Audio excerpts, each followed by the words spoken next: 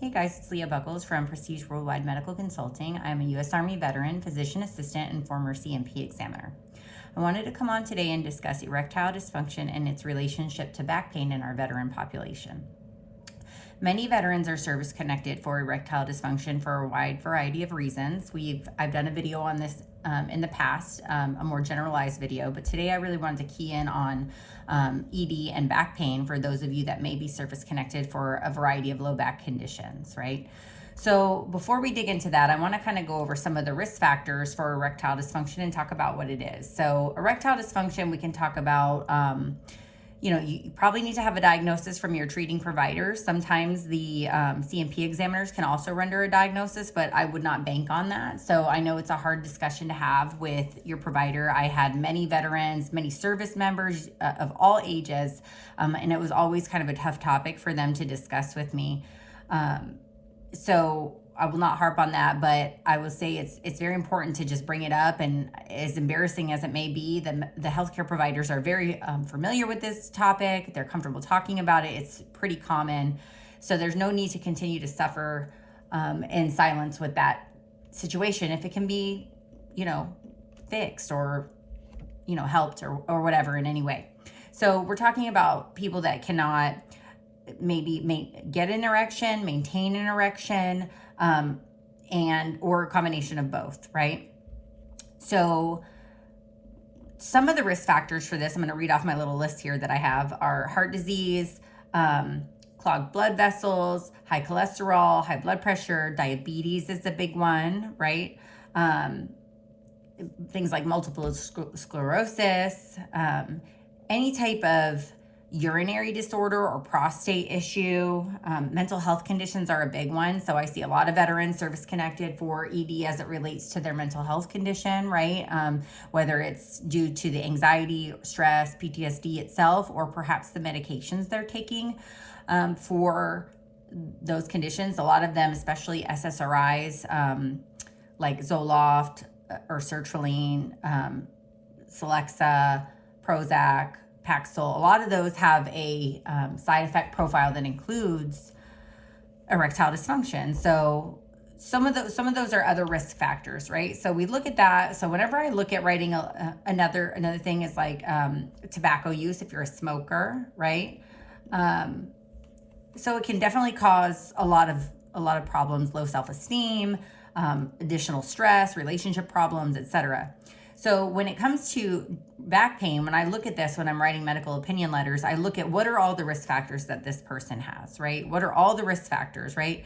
Low testosterone, a lot of people, it's kind of, hit or miss. A lot of people will say that low testosterone is in fact a risk factor, but in my opinion, it definitely can decrease desire and libido, but not necessarily erectile function, right? There's a lot of literature that goes both ways on that.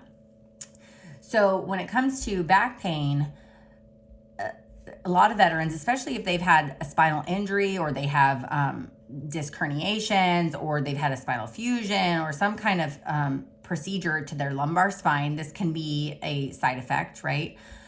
You don't even have to have surgery, right? I want to talk about some of the literature that I use in some of my letters. That way you guys can go and look these up and perhaps get some more research, and you can present that to your treating provider and ask them, will they write an opinion for you? So one of the articles that I cite is called Erectile Dysfunction in Men with Low Back Pain, and that was published in the Journal of Health Professionals in 2013. It goes on to discuss increased prevalence of ED in lumbar spine patients, up to about 34%. And that's what that study says, right? So one of the key pieces that I like to pull out of that is that the parasympathetic fibers in the sacrum, which is a part of your back, and the sympathetic fibers in the thoracic lumbar area can be damaged in any kind of injury, and those can lead to erectile dysfunction.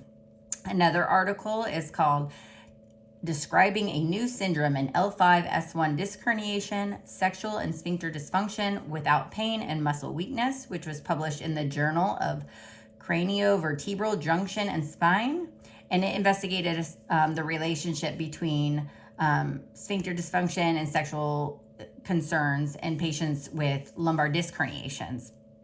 The study concluded that sexual dysfunction can occur in patients with lumbar L5S1 disc disease, and that it's severely overreported.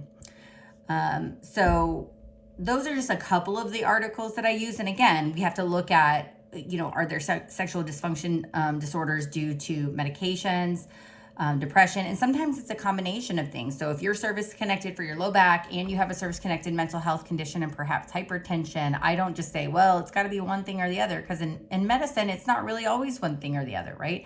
It's multifactorial, right? So we can say, well, they've got several service-connected risk factors. And even if they're not service-connected, we kind of have to talk about those, right? We have to consider them and say, hey, well, I considered that he's also taking Zoloft for a non-service connected mental health condition. However, there's a temporal relationship between when this started and his back condition. It started shortly thereafter, which leads to the higher likelihood that that's the cause, right? So we have to look at all those risk factors, whether they're helpful to your case or hurtful to your case, because to be competent and provide a very fair medical opinion, we have to say that we ruled out those things and we looked at those things, right? Because they are important, and there's a high likelihood that someone over at your CMP exam may discuss that. So lastly, I'd like to just go over the ratings for this. I don't generally talk a ton about ratings because it's really not my area of expertise. I'm not an accredited agent. I'm not an attorney or VSO. I'm just a medical expert. I help review files.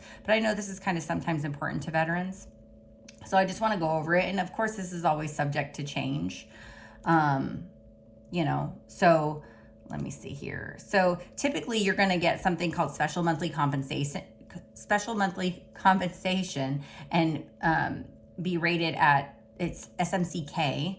There's several different types of special monthly compensation, and be rated at 0% if you have no deformities, and it's just the erectile dysfunction itself. Okay. And it's SMCK for loss of use of a creative organ. Another thing that goes under that one is like female sexual arousal disorder at times. So it says that if you have like penile deformity, let me see. Let me pull it up because I don't want to tell y'all wrong. So if you have atrophy of the testicles, that's rated under code 7523. You will receive a disability rating of 20%. If one testicle is affected, it's 0%. If you have erection difficulty due to deformity, right? So it could be anything. It could have been a trauma that you had. It could have been a surgery you had for cancer. That's also 20%. If the glands or the tip of the penis is removed in connection with your service, that is going to be 20%. Partial removal of penis, whether, again, it could be trauma related. It could be, you had a blast injury. It could be, who knows what. If they removed over half of the penis, you're eligible for 30%. And that's pretty much all I have. Again, that's subject to change, and you want to verify that with whoever's helping you with the filing process. It's just information that's out there from the 38 Code of Federal Regulation. You can pull it up and take a look at it. Go search around on va.gov. You can pull the DBQ off of va.gov, ask your provider to fill it out. It's not super difficult. Submit it in conjunction with your claim with the help of your representative, right?